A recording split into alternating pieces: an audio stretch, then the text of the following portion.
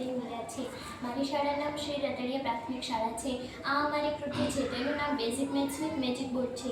આજના યુગમાં માનવી ગણતરી વગર જીવે તો તે સફળ થતો નથી। આથી બાળકોને ગણિતના પાયાના ખ્યાલો સરળતાથી આવડે એ માટે પ્રારંભિક કક્ષાથી જ ધ્યાન રાખવું જોઈએ। ખાસ કરીને ગણિત જેવા વિષયમાં બાળકોને અપાયેલું પાયાનું શિક્ષણ જો મજબૂત હશે તો બાળકો ભણવામાં ક્યારેય પીછેહટ કરવાના નથી। બાળકોને ગણિત વિશે જો રમતા રમતા અને પ્રવૃત્તિઓ આધારે શીખવવામાં આવે તો બાળકો ઝડપથી શીખી તો શકશે પરંતુ આજીવન યાદ રાખી શકશે। આ કૃતિ બનાવવા પાછળ અમારો હેતુ એ છે કે બાળકો રમતા રમતા પાયાની ગાણિતિક સંકલ્પનાઓ શીખે, જાતે ગણે, વ્યવહારિક કૌશલ્ય કેળવે, બાળકો તાર્કિક રીતે વિચારતા થાય, બાળકો ગણિત વિષયમાં રસ લેતા થાય। સૌપ્રથમ આપણે પ્રાકૃતિક સંખ્યા અને પૂર્ણ સંખ્યા જોઈએ। આ છે પ્રાકૃતિક સંખ્યા જે 1 થી શરૂ થાય છે અને આગળ અનંત સુધી હોય છે। તેમાં 0 ઉમેરવાથી આપણે પૂર્ણ સંખ્યા મળે છે જે 0 થી શરૂ થાય છે અને આગળ અનંત સુધી હોય છે। હવે આપણે જોઈશું એકી સંખ્યા અને બેકી સંખ્યા।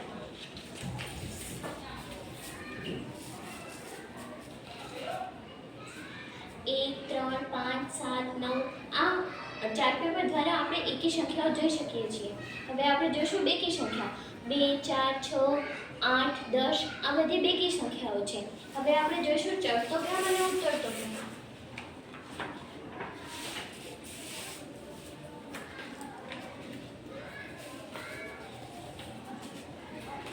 10, 19, 28, 37, 46 આ ચડતો ક્રમ છે। હવે આપણે જોઈશું ઉતરતો ક્રમ 82, 73, 64, 55 આ ઉતરતો ક્રમ છે।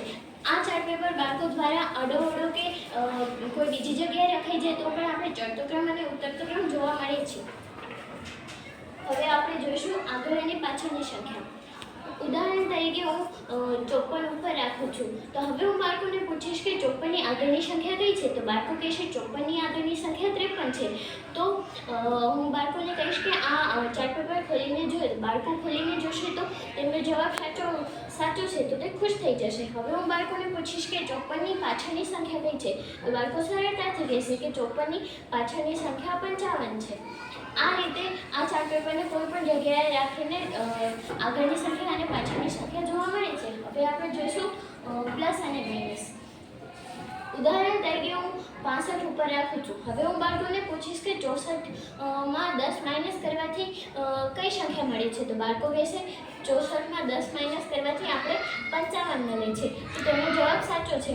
હવે હું બાળકોને પૂછીશ કે 64 માં 1 પ્લસ કરતા કેટલો જવાબ આવે છે તો બાળકો કહેશે 64 માં 1 પ્લસ કરવાથી 66 જવાબ આવે છે તો તેમનો જવાબ સાચો છે। આ ચાર્ટ પેપરને કોઈ પણ સંખ્યા ઉપર રાખી શકીએ અને આપણે પ્લસ માઇનસ જોઈ શકીએ।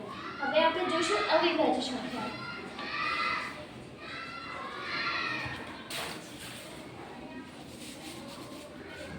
આ બધી અવિભાજ્ય સંખ્યાઓ છે જેમાં ફક્ત 2 જ અવયવ પડતા હોય તેવી સંખ્યાઓને અવિભાજ્ય સંખ્યાઓ કહે છે। એક એ વિશિષ્ટ સંખ્યા છે।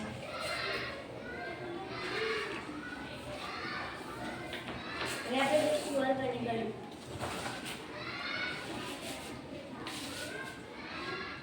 આપણે કોઈ પણ બાળકને પૂછીશું કે 5 નો વર્ગ શું થાય છે તો બાળક કહેશે 25 તો આપણે ઇમેજ કરીશું ચાર્ટ ખોલીને જોયું તો જવાબ સાચો આવે છે। હવે આપણે કોઈ પણ બાળકને પૂછીશું કે 8 નો વર્ગ શું થાય છે તો બાળક કહેશે 64 તો આપણે ઇમેજ કરીશું ચાર્ટ ખોલીને જોઈએ। હવે આપણે કોઈ પણ બાળકને પૂછીશું કે 4 નો વર્ગ શું થાય છે તો બાળક કહેશે 64 તો એવી રીતે તેને ખબર પડશે કે 8 નો વર્ગ અને 4 નો વર્ગ શું થાય છે।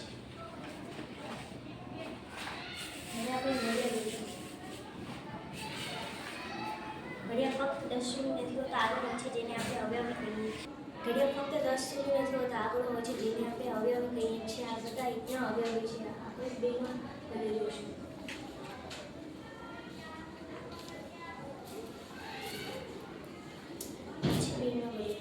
2, 4, 6, 8, 10 આગળ 12, 14, 16 સુધી છે। હવે આપણે જોઈશું 3 નો ઘડિયો।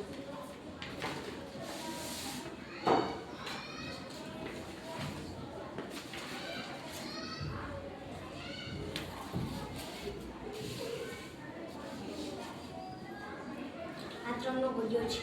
તમે જોઈ શકો છો 3, 6, 9, 12, 15, 18 આ બધા 3 નો ઘડિયો છે। હવે આપણે અવયવ જોઈશું। આ આ ત્રણના બધા અવયવો છે. હવે આપણે એના પર ચારનું ચાર્ટ કરીશું.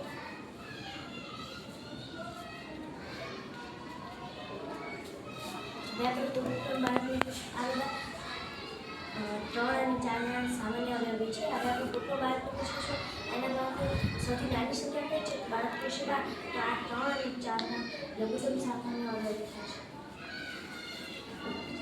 હવે આપણે એક છે સોલ્યુશન